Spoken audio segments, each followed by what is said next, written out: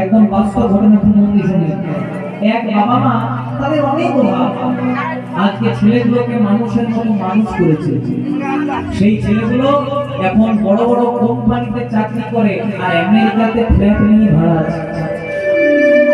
দেখতে দেখতে 2-3 বছর পেরিয়ে গেল, কিন্তু ছেলেগুলো আর বাড়ি ফিরে এলো।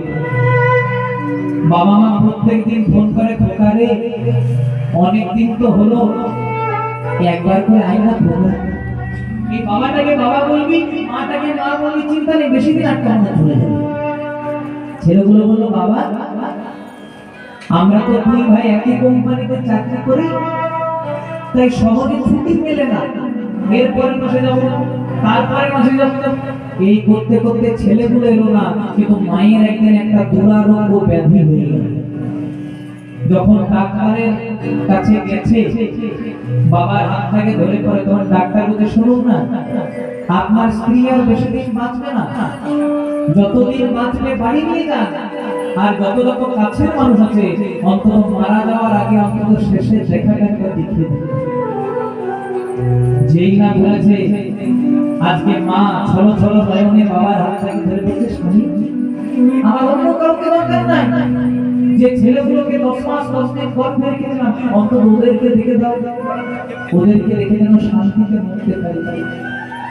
বাবা ছলো ছলো নয়নে ছেলেগুলোকে ফোন করেছে, খোকারে তোদের মা আর বেশি দিন বাঁচবে না রে, একটু তাড়াতাড়ি আয়, অন্তত শেষের বেলাতে কমলার বদলে একবার মাটাকে মা বলে ডাকবে, শান্তিতে মরতে পারবে। আজ যাবো, কাল যাবো, এই করতে করতে ছেলেগুলো এলো না। কিন্তু একদিন সকালবেলায় মাটা মারা গেল। যে না মাটা মারা গেল, আজকে ছলো ছলো নয়নে বাবা ছেলেগুলোকে ফোন করেছে, খোকারে তোদের মা নেই, অনেক যন্ত্রণা সহ্য করে তোদেরকে না দেখতে পেয়ে আজকে সব সময় আমার পরিত্যাগ করেছে। আমাদের হিন্দু সনাতন ধর্মের নিয়ম আছে রে, বাবা মা যখন মারা যায় বংশের ছেলেরা তার মুখে আগুন তুলে দেয়। মায়ের মুখে আগুন দিবি, স্বাস্থ্য অসুস্বাস্থ্য পার করবি, চিন্তা নেই, বেশি দিন আটকান না।